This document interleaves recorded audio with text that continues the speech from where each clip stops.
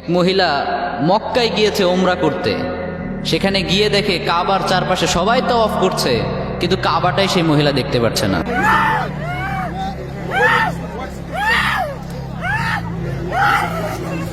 নাউজুবিল্লাহ পড়বেন না? কাবা চারপাশে সবাই তাওয়াফ করছে, কিন্তু সেই মহিলা কাবাই দেখতে পাচ্ছে না। She isn't blind but she can't see the কাবা। মহিলাটা কিন্তু অন্ধ না, মহিলাটা সব দেখতে পাচ্ছে, বাট কাবা শরীফটাই দেখতে পাচ্ছে না। তো এই ঘটনাটা আমি যখন দেখলাম, তখন এর অ্যাকচুয়াল রিজনটা আসলে কি এটা ফাইন্ড আউট করার জন্য আমি একটু রিসার্চ করলাম।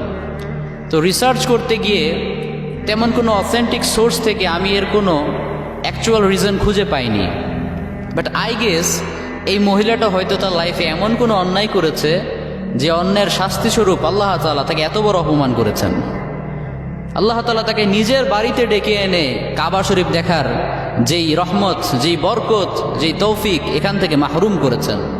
নিজের বাড়িতে ডেকে অপমান করা, এটা কিন্তু চারটিখানি ব্যাপার না মিয়া।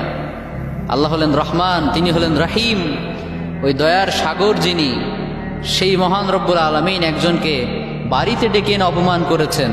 এটা কি সহজ কোনো ব্যাপার? ছোটোখাটো কোনো ব্যাপার নয়।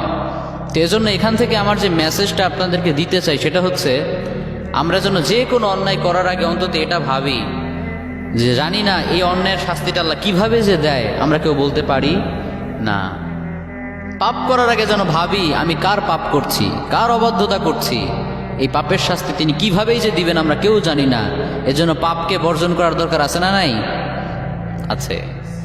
আর লোক মুখে আরেকটা কারণ আমি দেখলাম বেশ কিছু সোর্সে, সেটা হচ্ছে যে এই মহিলাটা যখন কাবা শরীফ না দেখতে পেয়ে মাটিতে হামাগুড়ি খাচ্ছিল, চিৎকার চেঁচামেচি করছিল, তখন সেখানকার লোকাল কিছু স্কলার্স রয়েছেন, তারা তাকে জিজ্ঞাসা করলো যে আসলে তুমি কি তোমার লাইফে এমন কোনো অন্যায় করেছো যার কারণে আল্লাহ তাআলা তোমাকে শাস্তিটা দিতে পারেন?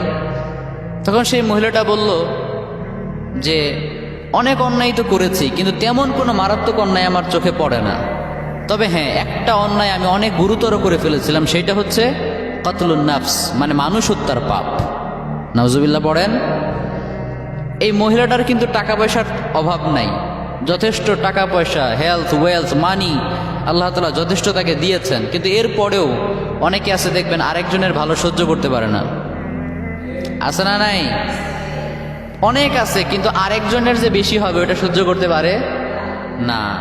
তো এই মহিলাটাকে আল্লাহ তাআলা যথেষ্ট পরিমাণে সম্পদ দিয়েছেন, কিন্তু সে তার এক প্রতিবেশী মৃত্যুর পর সেই মৃত ব্যক্তিটার মুখের মধ্যে একটা তাবিজ ভরে দিয়েছিল।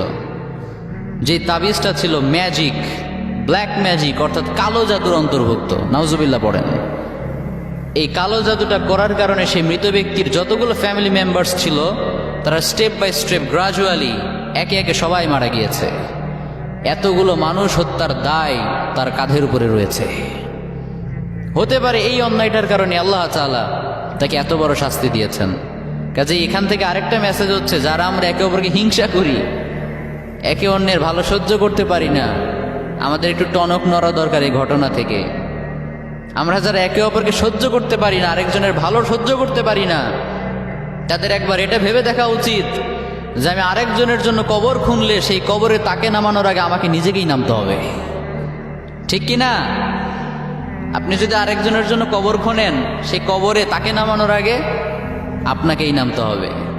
আরেকজনকে যদি আপনি পানির মধ্যে ডুবিয়ে মারতে চান, সেই পানিতে ডুবিয়ে মারার আগে আপনাকে নিজেকেই আগে হাঁটু পানিতে নামতে হবে। আরেকজনের দিকে আপনি যদি একটা আঙ্গুল ইশারা করেন, আপনার দিকে আপনি নিজেই 3টা আঙ্গুল ইশারা করছেন। চিল্লা বলেন ঠিক কিনা? যেন বি কেয়ারফুল, সাবধান থাকতে হবে। আজকে থেকে হিংসা বিদ্বেষকে আমরা নো বলে দিলাম।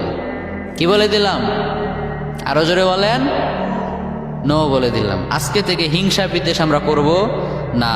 আর রিদা বিল কাদা, আল্লাহর সন্তুষ্টিতে, আল্লাহর ফয়সালাতে সন্তুষ্ট থাকা, এটা ঈমানের অংশ। It's a part of our ঈমান, আওয়ার ফেথ। এটা আমাদের বিশ্বাসের অন্তর্ভুক্ত। কাজে আল্লাহ যাকে যতটুকু দিয়েছেন, কারো প্রতি কোনো হিংসা নাই, কোনো বিদ্বেষ নাই, কোনো ভেতরে জেলাসি নাই। আল্লাহ আমাকে যতটুকু দিয়েছেন সেইটা নেই, আলহামদুলিল্লাহ। এজন্য আজকে থেকে হিংসা বিদ্বেষ করা যাবে? হিংসা বিদ্বেষ ভুলে গিয়ে ভ্রাতৃত্বের বন্ধনে আমরা যেন আবদ্ধ হতে পারি, আল্লাহ আমাদের সেই তৌফিক দান করুন, আমরা সবাই পড়বো আমিন।